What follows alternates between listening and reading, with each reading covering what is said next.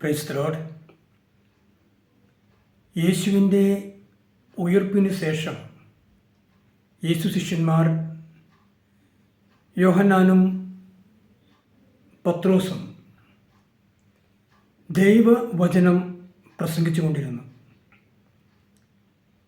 ഇവരുടെ പ്രസംഗത്തിലൂടെ ദൈവത്തിൻ്റെ പരിശുദ്ധാത്മാവ് അത്യധികം പ്രവർത്തിച്ചു കൊണ്ടിരുന്നു.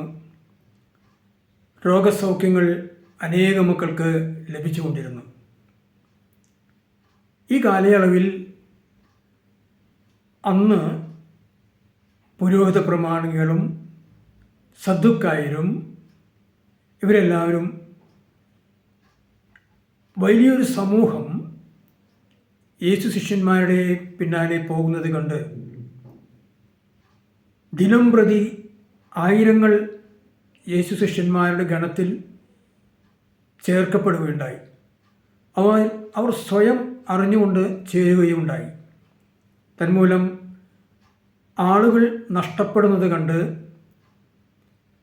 യേശു ശിഷ്യന്മാരുടെ വലിയ സമൂഹം വളരുന്നത് കണ്ട് അന്നത്തെ പ്രമാണികളും സദ്ദുക്കായര് ഇവരെല്ലാവരും പത്രോസിനെയും പൗലോസിനെയും പിടികൂടി കാരാഗൃഹത്തിലടച്ച്.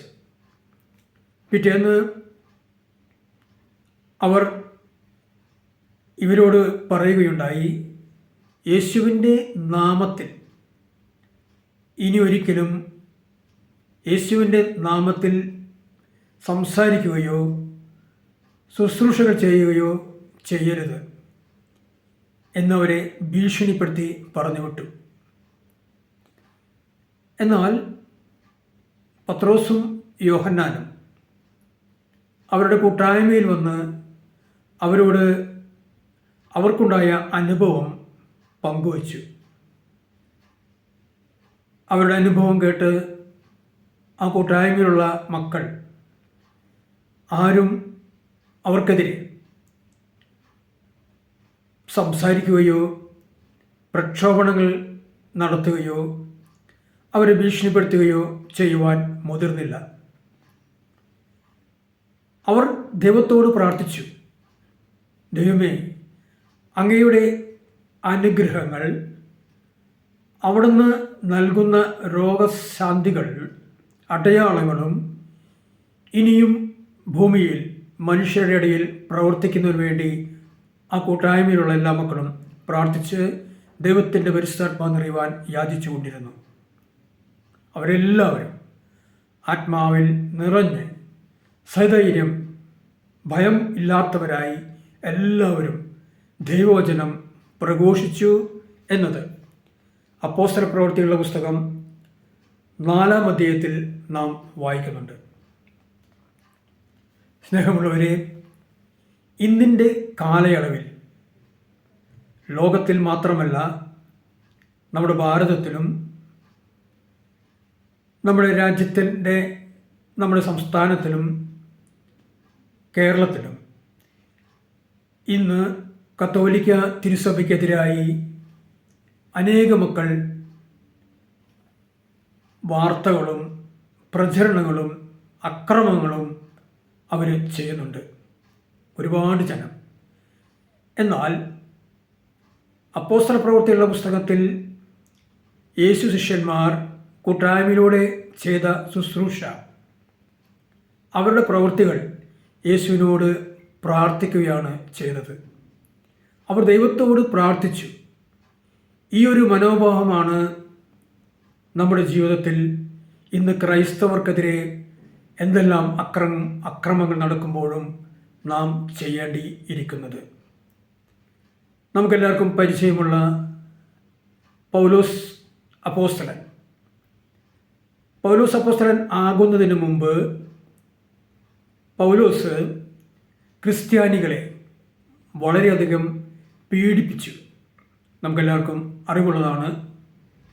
എന്നാൽ മറ്റുള്ളവരുടെ പ്രാർത്ഥനാ ശക്തിയാൽ ദൈവത്തിൻ്റെ പരിശുദ്ധാത്മാവ് പൗലോസ്ലിഹായെ നിറയിക്കുകയും മാനസാന്തരപ്പെടുകയും പൗലോസ് യേശുവിൻ്റെ കൂട്ടവകാശിയായി ദൈവത്തിൻ്റെ ശുശ്രൂഷ ചെയ്യുന്ന, ദൈവവചനം പ്രഘോഷിക്കുന്ന കൂട്ടായ്മയിലൂടെ അനേക മക്കളെ ദൈവത്തിലേക്ക് കൊണ്ടുവരുവാൻ ആ ഒരു വലിയ മനുഷ്യനെ, അക്രമം ചെയ്ത ആ പൗലോസിലേക്ക് അന്ന് ദൈവത്തിൻ്റെ പരിസ്ഥാനം നിറഞ്ഞുകൊണ്ട് ശുശ്രൂഷ ചെയ്യുവാൻ കഴിഞ്ഞിട്ടുണ്ടെങ്കിൽ യേശു നമ്മോട് ആഹ്വാനം ചെയ്യുന്നുണ്ടല്ലോ.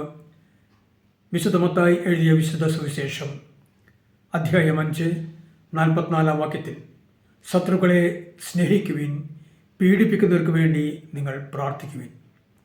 യേശുവിൻ്റെ ഈ ഹിതം ഇന്ന് യേശു ശിഷ്യന്മാരായി യേശുവിനെ അനുഗമിക്കുന്ന നാം ഓരോരുത്തരും പ്രാർത്ഥിക്കുവാൻ തയ്യാറാകുന്നുണ്ടോ?